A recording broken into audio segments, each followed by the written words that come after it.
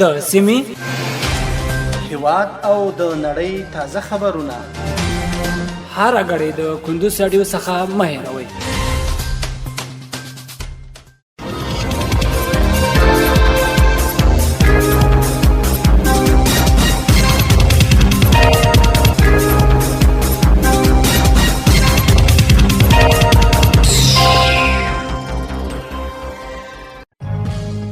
سلامونه د کندوز رادیو درنو اوریدونکو ستړي مشئ په ماړم د کندوز رادیو څخه د دې سات تازه او مهم وروستۍ خبرونه ده. نن یکشنبه د سرطان یا د چنګاښ د میاشتې 21 د 2023 میلادي کال د جولای د میاشتې 21 نیټې سره سمون لري. روانه خبري غړي درته زه سیر احمد سایل وړاندې کوم، خو په سر کې هم د څو مهمو خبرونو سر ټکی.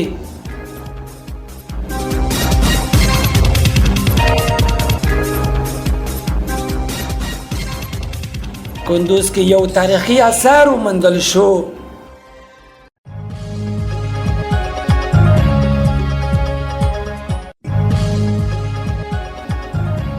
بغلان کې 150 کورنیو ته برېښنا برابره شوه.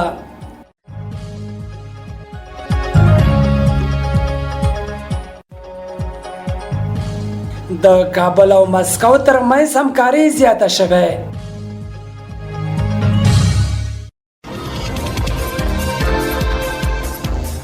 او بنگلاديش کې لاریونونه لسګونه کسان وژل شوي.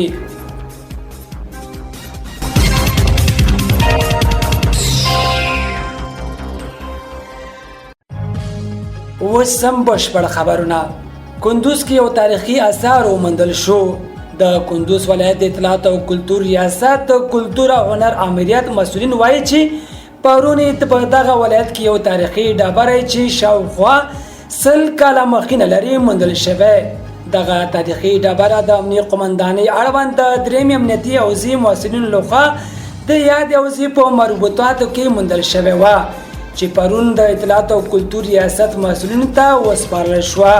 په کندوز ولایت کې له 100 ډېرې تاریخي او لرغونې سیمې شتون لري چې وخت ناوخت د اطلاعات او کلتور ریاست مسؤلینو لخوا د یاد شویو تپو څخه څارنه ترسره کیږي.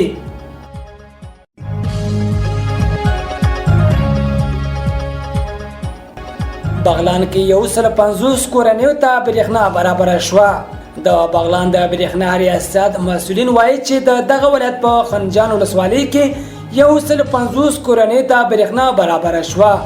د یاد ولایت د برېښنا رئیس ملا سردار حمزه رسنۍ ته ویلي چې د یاد ولایت په خنجان ولسوالۍ کې د 140,000 افغانۍ په لګښت د یو ترانسفارمر په لګولو سره چې د 180 کیلو واټه برېښنا ظرفیت لري د سیمې 150 کورنیو ته برېښنا برابره شوه. ورته مهال د سیمې اوسیدونکو د یاد برېښنا برابرېدو خوښي ښودلې چې د یاد ترانسفارمر په لګولو سره به د برېښنا په برخه کې شته ستونزې حل شي.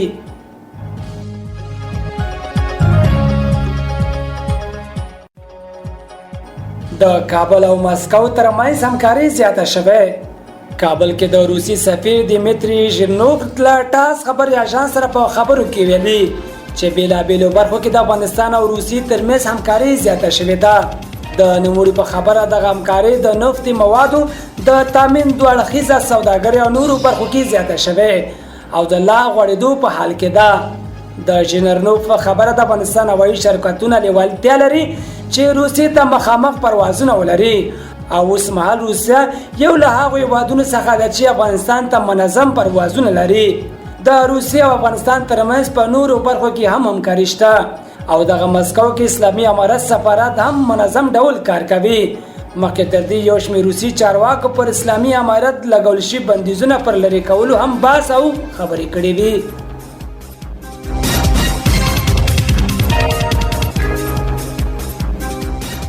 بنگلاديش کې لاریونونه لسګونه کسان وژل شوي. له څو اونیو راهیسې بنگلاديش کې محصلین د لاریونونو له لارې د دندو د ویش د څرنګوالي په برخه کې د حکومت قانون د بیا کتنې غوښتنه او په وروستیو څو ورځو کې دغه لاریونونه هغه مهال په تاوتریخوالي واوښتل چې د زرګونو تعداد کې عام خلک د محصلینو له لاریونونو سره یو ځای شول. لاریونونو کې د پولیسو او لاریونوالو ترمنځ اخوډب هم رامنځته شوی چې پایله کې لسګونه کسان وژل شوي او هم دومره نور ټپیان شوي دي.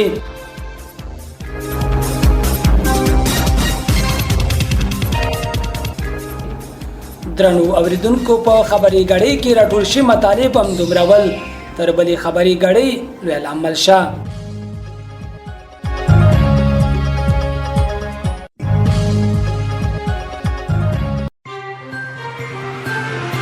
د سیمې هیواد او د نړۍ تازه خبرونه هر غړۍ د کندوز رادیو څخه مه هېروئ.